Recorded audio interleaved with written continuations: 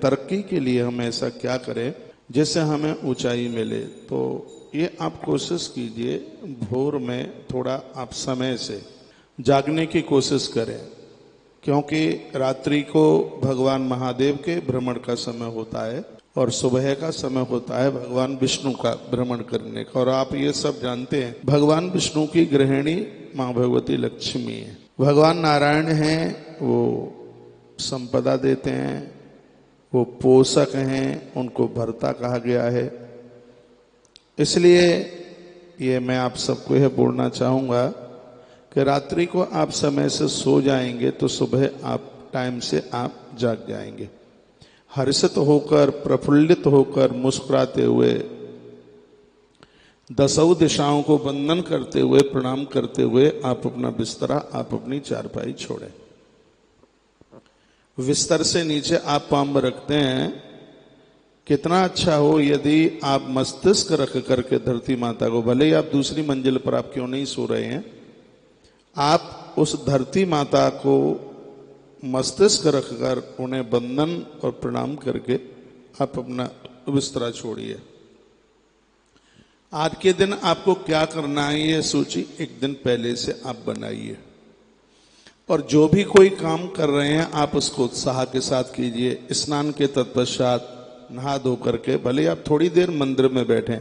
ये मैं तरक्की के कुछ सूत्र हैं, वह मैं आपके बीच में शेयर करना चाहता हूं। अर्जुन को ऊंचाई मिली है, छत्रपति शिवाजी को ऊंचाई मिली है, तो उसके उनके आधार को आप पढ़िएगा। ये ऐसे नहीं मिल गई। आज भी इस देश में जो संभ्रांत लोग हैं जिनको ऊंचाई मिली है, चाहे कौन सा भी ग्रुप हो, वो मैं यहां से मैं नाम नहीं लूंगा, उनके निजी जीवन की तरफ आप झांक करके देखें तो ये लोग बड़े धार्मिक हैं, देवी देवताओं को मानने वाले हैं। इनके यहाँ हर उत्सव मनाए जाते हैं, हर उत्सव इनके यहाँ मनाए जाते हैं। इनके घरों में दिव्य मंदिर बने हुए हैं। इनकी गृहिणियों से लेकर के और सब बड़े बुजुर्गों तक यह लोग धार्मिक कल्चर में अपने जीवन का निर्वहन कर रहे हैं। लोग कहते हैं जो बड़े लोग हैं, पैसे वाले लोग हैं, वो देवी देवताओं को नहीं मानते। ऐसा बिल्कुल नहीं हो सकता। ईश्वर के बिना गुजारा है ही नहीं। जिसको ये लगता है वो जो ये कहते हैं कि हम मनुष्य हैं और इस देश में हमारा जन्म हुआ है, तो उनके आधार में एक ईश्वर है, एक परमात्मा है, उनके बिना कभी गुजारा नहीं हो सकता। अब आप जैसे ही अपने पूजा पाठ से फ्री हो जाते हैं तो आप बड़ी प्रसन्नता के साथ में प्रसाद, कभी ऑफिस आप भूखे ना जाइएगा। अब आपको जाना है 9:45-10 बजे और आप जगह 9:15 बजे, तो उसमें तो भगदड़ मचेगी। थोड़ा टाइम से जागिए, थोड़ा बहुत भगवान का नाम लेके हल्का फुल्का पूजन करके थोड़ी देर तक आप अपने माता पिता के पास, पत्नी के पास, बच्चों के पास थोड़ी देर बैठे, उनके पास बैठकर आप प्रसाद लें। और प्रसाद को प्रसन्नता के साथ लें। ये नहीं कि मुंह में ग्रास लगाए, उधर से फोन आ रहा है।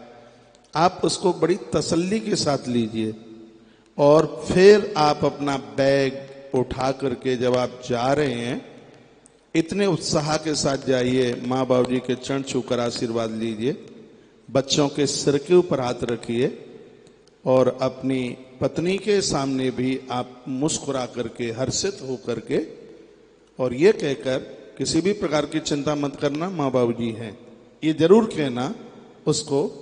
और फिर आप ऐसे जाइएगा अपने व्यापार के लिए, बिजनेस के लिए, आप अपनी जॉब के लिए ऐसे जाइए जैसे आप ये लगे कि किसी मंदिर के लिए प्रस्थान कर रहे हैं।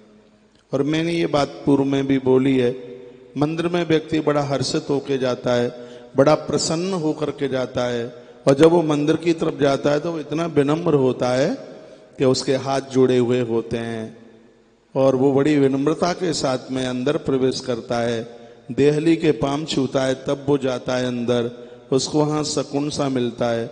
आप जहाँ आप नौकरी के लिए, जॉब के लिए, अपनी दुकान के लिए, जहाँ भी आप जा रहे हैं, जब आप अंदर प्रवेश करें तो आपको यही तो लगे कि मैं कहीं किसी देवालय में आ गया हूँ। आप मंदिर में जाते हैं वहाँ भी तो आप मांगते ही हैं, और प्राय लोग ज़्यादा % में तो लोग मांगते ही हैं, कहते हैं प्रभु हमारी है मुराद पूरी कर दीजिए। आप ही नहीं सुनोगे तो फिर हमारी सुनेगा कौन, आपके अलावा और हमारा है कौन, हे प्रभु मेरे परिवार के ऊपर आप ध्यान दीजिए। चाहे आप शिरडी जा रहे हैं, चाहे आप तिरुपति बालाजी जा रहे हैं, चाहे आप मेहंदीपुर बालाजी जा रहे हैं, चाहे आप श्री वृंदावन जा रहे हैं, यदा कदा आप कहीं भी जा रहे हैं, लेकिन हृदय में तो ऐसी भावना होती है।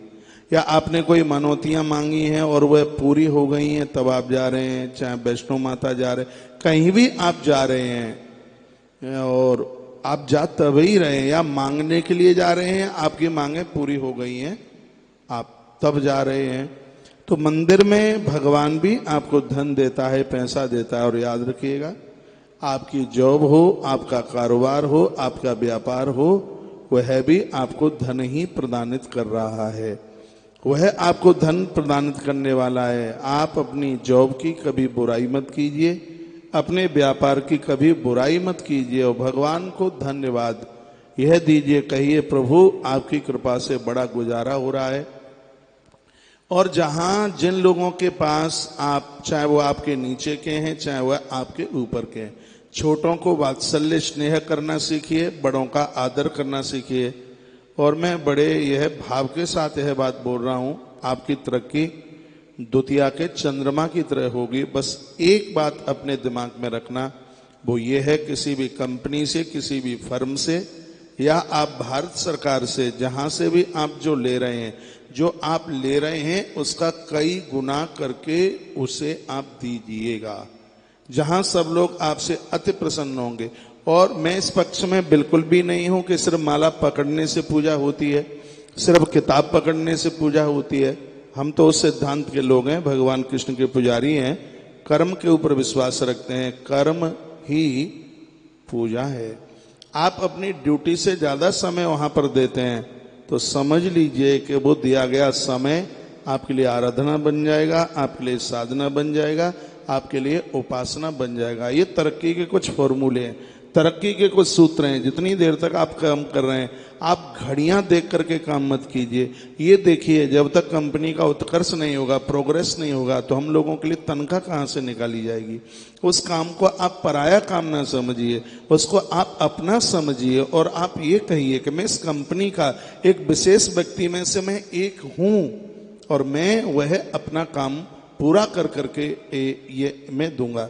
आप ये मत सोचिएगा कि बस आपको अपने परिवार के लिए, चलाने के लिए यहाँ से धन लेना है, तो एक दिन ऐसी जगह पर से फिर अलग भी होना पड़ता है और वहाँ किसी दिन आप किसी कारणवश नहीं पहुँच पाते हैं तो आपकी कमी का वहाँ पर एहसास होना चाहिए। और मैं ये कहता हूँ, आप कहीं से भी 1 रुपया लेते हैं, उसको कम से कम उसको 5 गुना उसका काम करके दीजिए, इसमें आपका भी उत्कर्ष है।